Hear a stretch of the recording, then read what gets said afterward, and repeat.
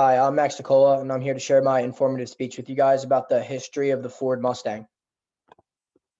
So, in the early 1960s, Lee Iacocca, the vice president and general manager of Ford, envisioned a sporty car based on the compact Falcon, which targeted the young demographic. With a short time to develop on a very slim budget, Ford introduced the 1965 Mustang on the first day, April 17th, 1964. So Ford planned for 100,000 sales that year, 100,000 cars sold, but dealers sold 22,000 on the first day. The Ford Mustang was introduced. It introduced a whole new genre of automobiles known as pony cars for the time. So a little more on the first generation Mustang. Ford marketed the original Mustang as a 1965 model, although Ford made several production changes to the car after it was built in 1964 in August, which Ford had already sold at that point 120,000 cars. The Mustang was altered and equipped with a convertible and notchback style with a fastback joining the lineup actually in the later parts of 1965. So a ton of options encouraged buyers to configure their Mustang as anything from a regular economy car to a full-on race car due to the power that the car had under the engine. So during that time, total sales for the 1965 model were 681,000, nearly 7 times Ford's projections from their original 100,000. So the success of the Ford was largely due to Carroll Shelby.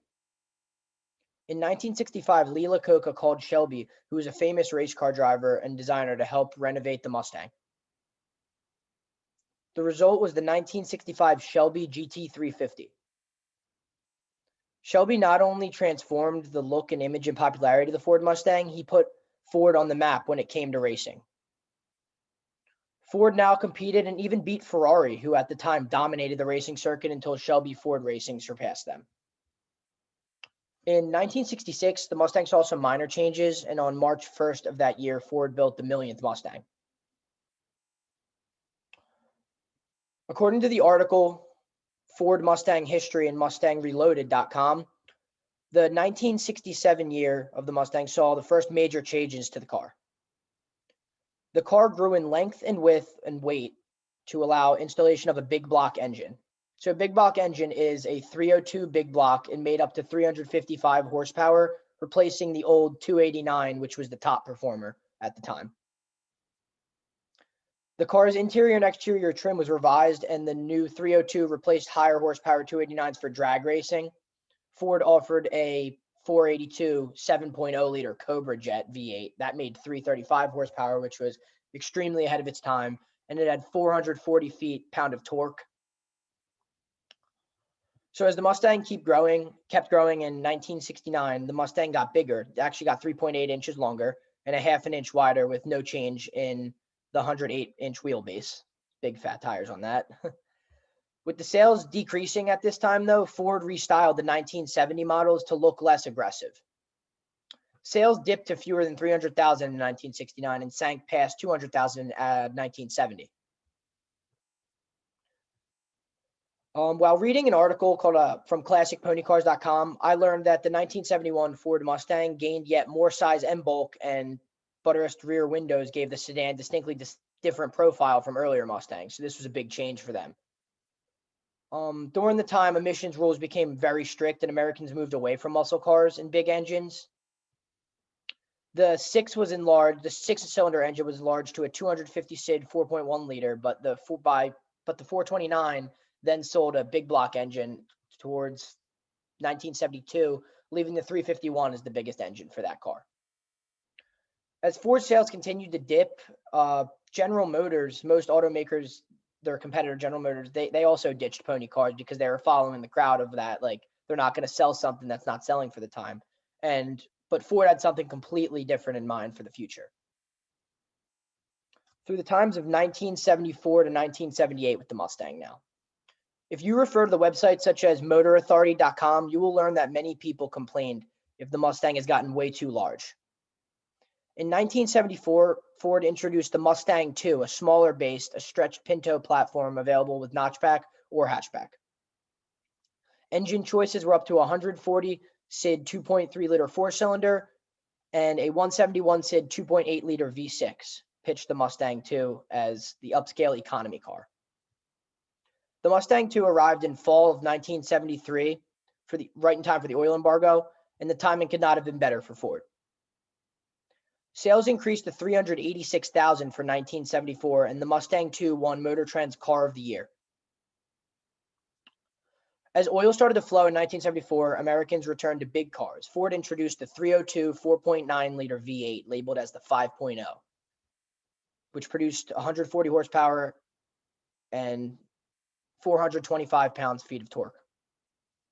Ford then offered the Cobra II and King Cobra models that looked incredibly attractive and fast, but they were very underpowered for the time, only producing about 205 horsepower and 135 horsepower for each model. By the late 1970s, people were ready for the return of the real Mustang, and Ford decided to give it to them.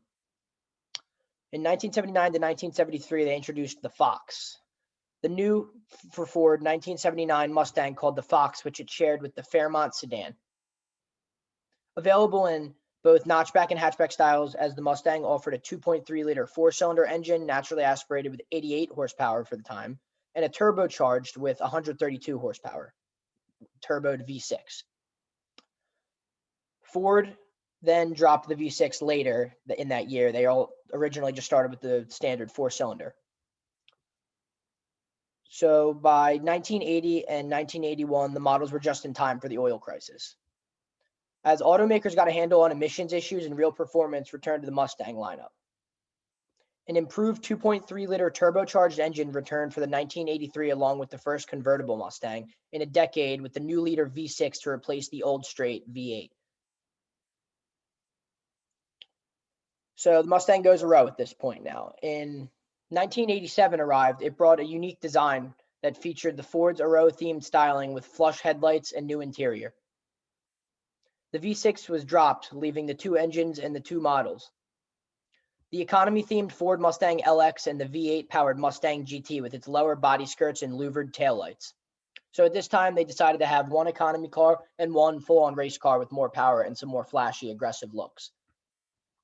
While most of the LX cars only had 88 horsepower, Ford made a stealthy LX 5.0 that combined the V8 and the four-banger in looks and a little bit of performance that put out 225 horsepower for the time, without that extra 200 pounds of body the customers hated before, because they were complaining about it being much too heavy, and much too long and wide. So then in 1989, sales began to decline after 1989, and changes were very minor. In 1944, Ford introduced the SVT Cobra with a highly modified 235 horsepower naturally aspirated V8 with very aggressive styling like the GT. The race-ready Cobra had an extra weight due to the AC and stereo system and backseat installation accessories. Ford built fewer than 5,000 SVT Cobras and only 107 RSs. By 1944 to 2004, the Mustang returned to its roots. Ford surveys show that the Mustang fans wanted more recognizable cues, so the 1944 Mustang's jelly bean shape was updated with the first-gen styling nods. Under the hood, the new Mustang stiffened and enlarged version of the Fox body platform. Things that were involved with these upgrades were suspension tuned for a softer ride for handling and a morely fine-tuned engine to put out more torque. Critics still complained about the engine's torque output, though. The more powerful limited-run SVT Cobra remained in the lineup as well. So in 1999, the company's new edge styling, the V6, increased to 190 horsepower, while the V8 produced a more competitive 260 horsepower. The 1999 SVT Cobra was the first Mustang to feature an independent rear suspension. Chevrolet actually discontinued the Camaro in 2007, leaving the Mustang in the spotlight, so it was a perfect time to outcompete their competitors as they were pretty much off the radar at that point. From 2005 to 2014, the Mustang decided to become more retro-looking again. The 2005 Mustang debuted with a squared-off shape with a tribute to the first-generation Mustang, which was 1965. Ford finally abandoned the 25-year-plus Fox platform, though the new Mustang retained its live rear axle, keeping costs down, and automotive community harshly criticized them for that. The fifth-generation Mustang got a facelift in 2010, just in time for the new Camaro. One of the new sequential taillights, though, the original Mustang never had that year. 2011 brought new engines, a 3.7 liter V6 making 305 horsepower and a 5.0 making 412 horsepower.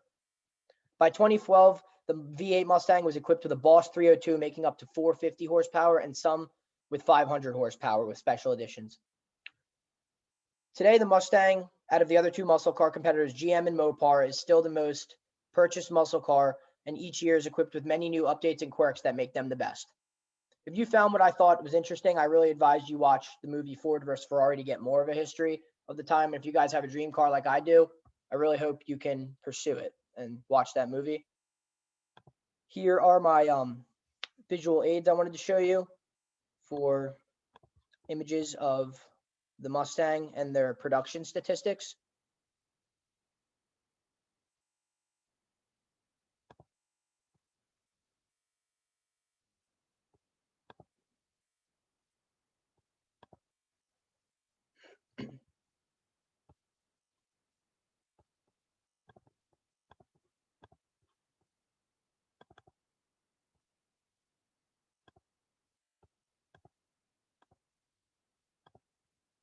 So here are all the Mustangs I discussed from the beginning up until now, the current day. And here is Ford's production as I discussed the upswings and downswings in their production level from right before 64 all the way up to 73 in between. Thank you so much. I hope you guys enjoyed.